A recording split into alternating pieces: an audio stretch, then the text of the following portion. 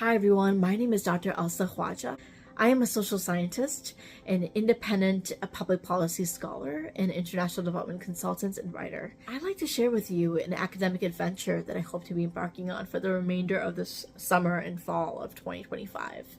I look forward to presenting 3 research papers this August and September at upcoming American Political Science Association conferences. As an independent scholar without institutional support at this time, I've launched a crowdsourcing campaign to help make this possible in order to continue advancing this research for broader impact. Please take a look at the story in the link within the description of this video. I hope to share a few other articles that are connected to this in the future. But in this video, I want to talk to you a little bit about the fundraiser. Let me first begin by sharing a little bit about my work, and I hope to explain how your support can make a real impact not only for me, but for a larger narrative in elevating marginal and underrepresented voices in academia and beyond. Voices that those marginalized voices represent. So I have a PhD in public policy from George Mason University, and my work focuses on international development policy and foreign aid effectiveness, and the network analysis of aid impact in the context of fragility, vulnerability, and conflict.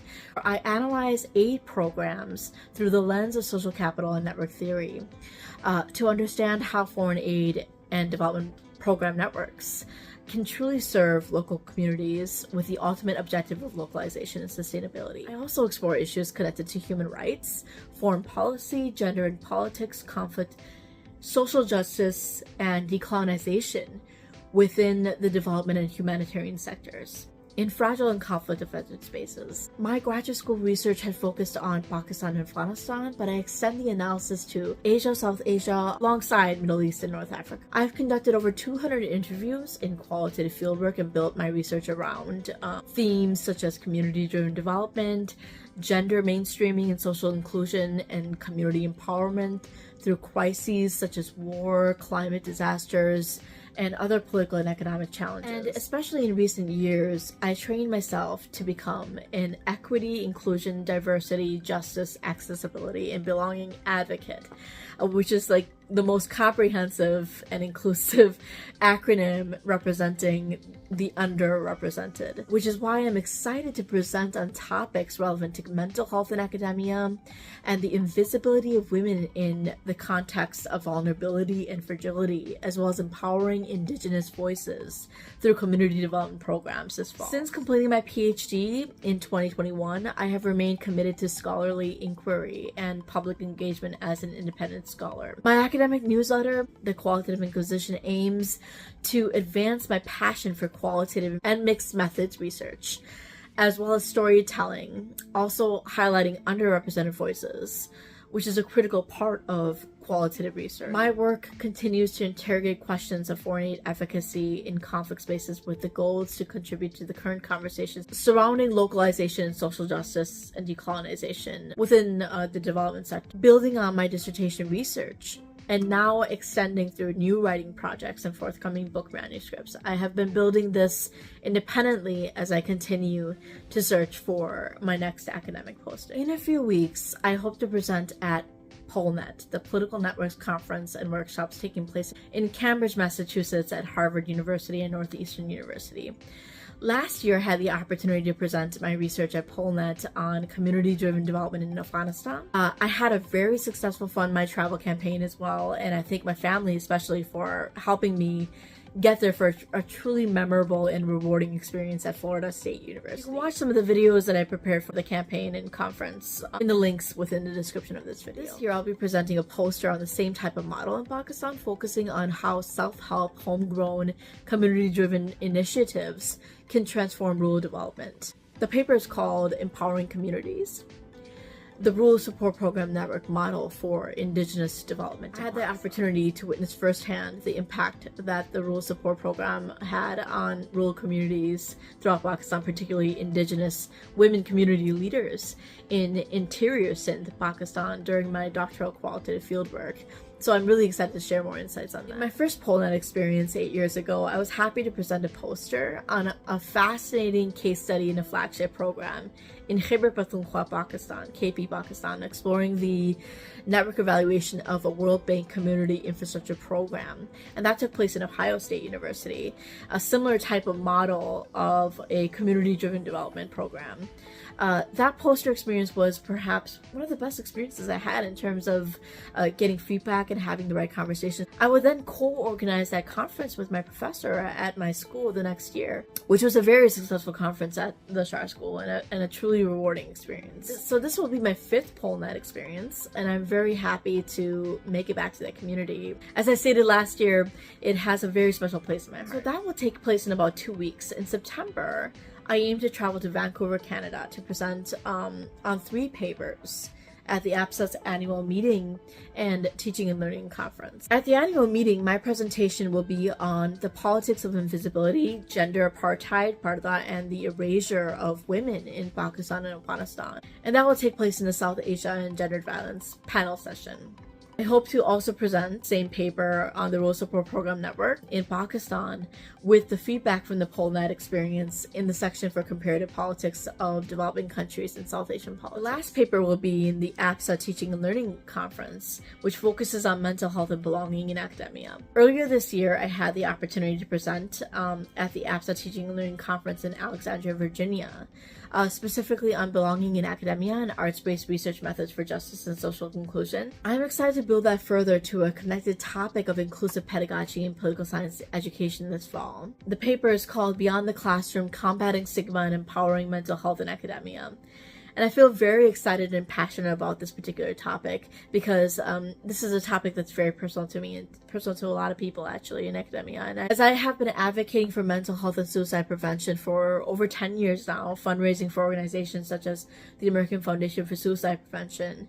And it builds off the papers that I worked on earlier this year at the APSA Teaching and Learning Conference in Virginia. What's special about this particular paper is that as soon as I defended my dissertation 4 years ago, I believe, around this time, I told myself that I'm going to do a TED Talk in mental health in academia. And although this isn't a TED Talk, this is still a very important venue for this conversation. And I hope to incorporate some of my ideas from my TED Talk notes to this paper presentation in September, which is also National Suicide Prevention Month. Additionally, I hope to take advantage of the job market this fall through APSA and look forward to networking with other social and political scientists, checking out the exhibitors and speaking to book publishers as I have done in the past, while participating in conversations with recruiters and hopefully having some interviews and job talks there as well.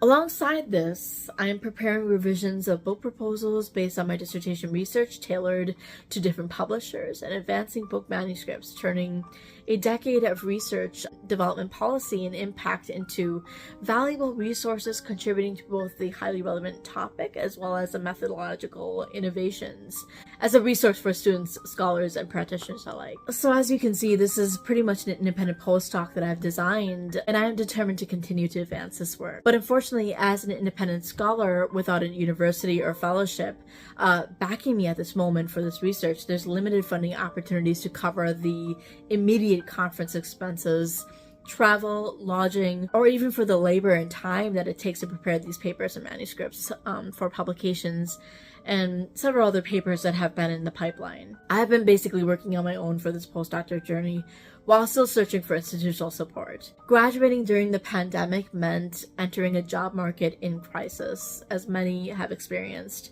and the situation has been difficult for several years now, frankly more for people from vulnerable, marginalized, or underrepresented backgrounds in academia, and especially in this particular political climate. But I have hope for change, and I continue to stay focused and resilient on finding the next opportunity. Independent scholars often do have to work in isolation, and to be frank, it's especially challenging for women of color navigating the challenges of systemic erasure. This campaign is about building that collective power to keep our vital voices alive in the conversation. The thing that we have to remember is that it is already difficult to pursue an academic path, to work on these challenging topics, methods, and regions in the world.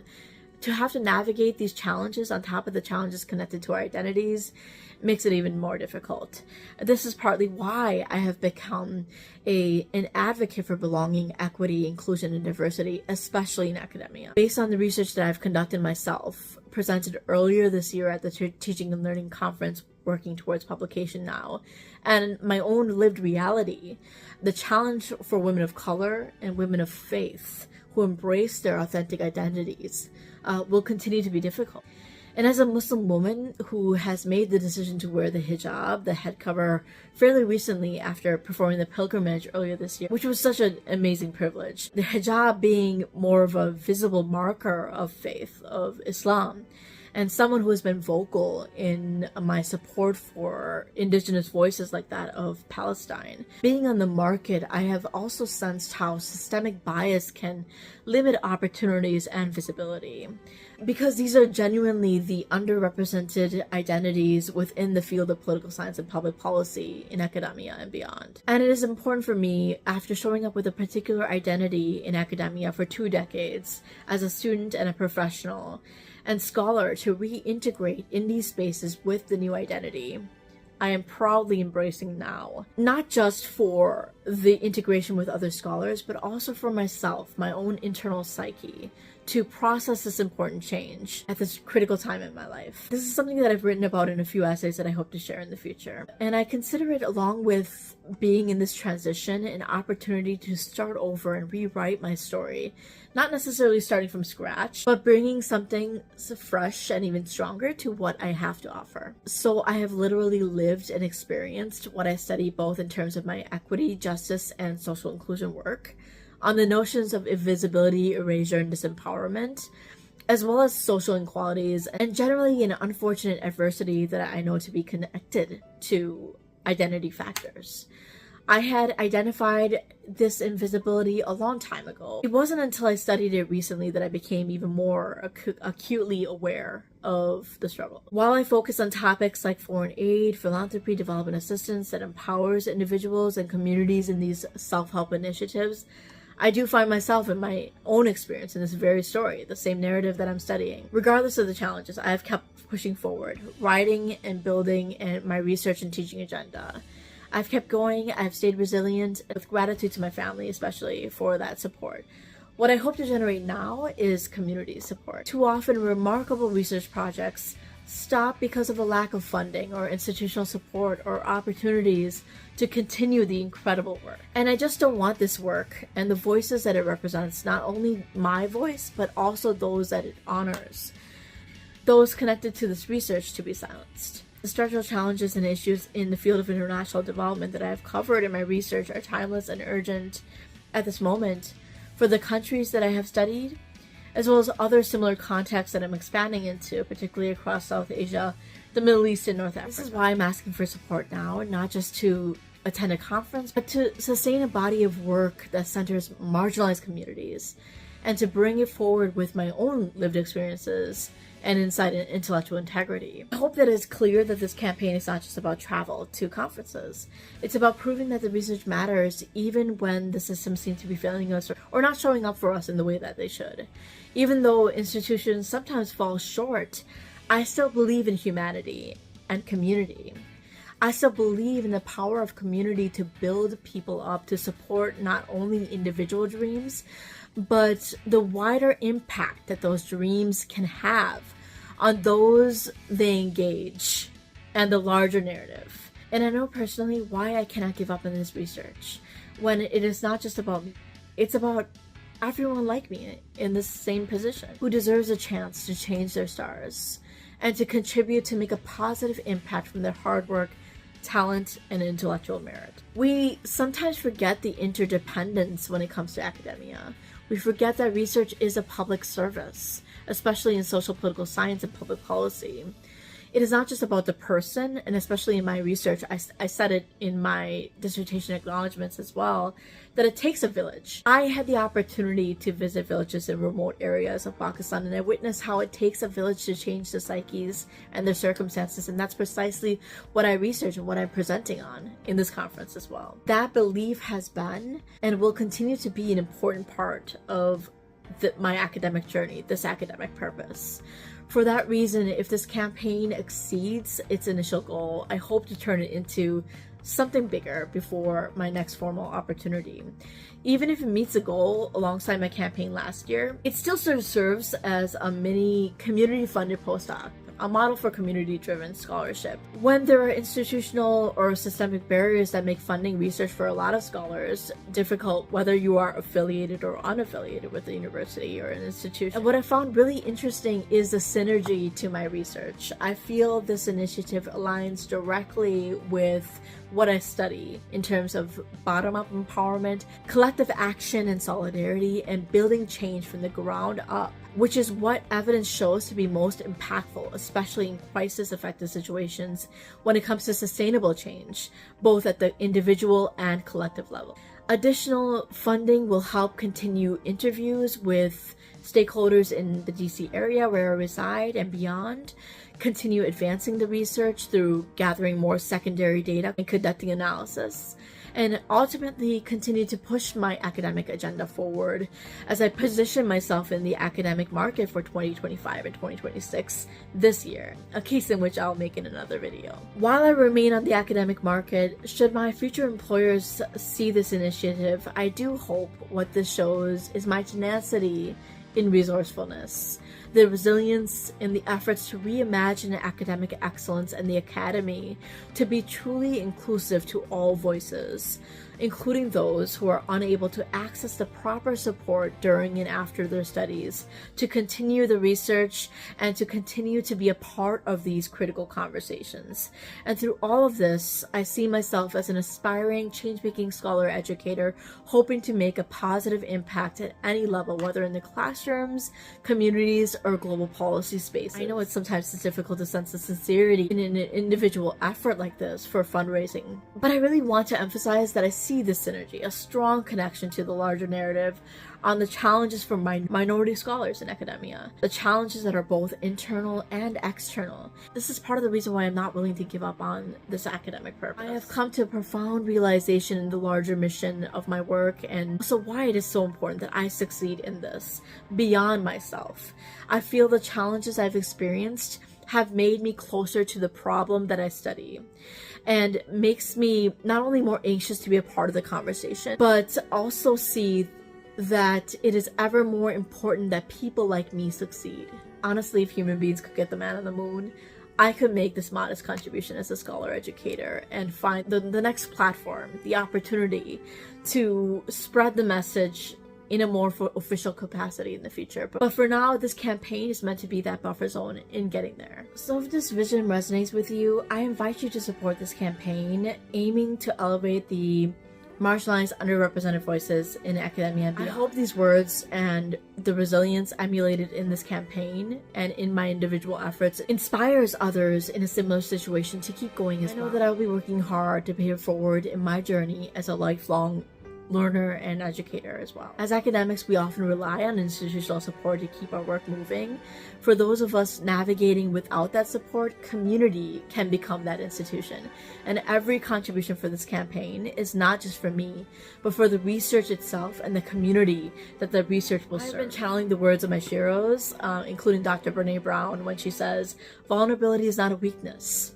It's our greatest measure of courage." My own experience with vulnerability has been crucial in understanding communities in vulnerable and fragile contexts. As I've said before, this is about putting an oxygen mask on myself, but I know it is a process, and along the way, I may help and inspire others to put theirs on too. So please consider donating, share, simply even leaving a word of encouragement wherever you see this campaign in my social media platforms online. I want to emphasize that I recognize the responsibility that I'm taking in emulating this example for people in similar challenging situations with odds that may be sometimes against them. I know that my journey represents what many would call an underdog story, but it's not just about being a fighter. I've done the research, earned the qualifications, and built the work. What is needed now is an opportunity to bring it forward. I believe these opportunities will help me get there, and your support will help me get there. And I also believe that stories like mine can inspire others to keep going too, which is why I see it to be an important initiative. I know that I love underdog stories, and I have to wonder who doesn't. Ultimately, this campaign campaign is a chance to ensure that this research and the message from this initiative about resilience, empowerment, persistence, determination, tenacity, and reimagining academic excellence through adversity and challenges doesn't just reach national and international stages for conferences, but also classrooms and future publications. This message is also about solidarity and embracing a more empathic, compassionate, and supportive academic community, a critical collaborative spirit beyond competition, and more about support no matter our differences.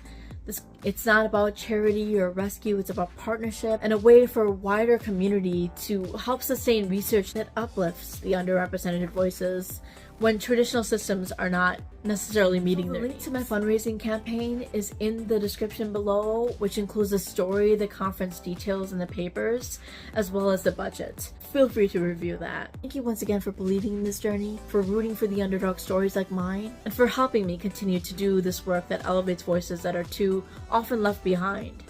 Both the research scholars' voices, as well as the voices that they are representing. I also hope that this sends a message that it's never too late to keep fighting for your dreams, and that you don't just try once or twice or 3 times showing up in the places that you know that you belong. You keep going, you stay resilient, and you don't have to wait to be seen in a conventional academic position to continue your research that you're passionate about.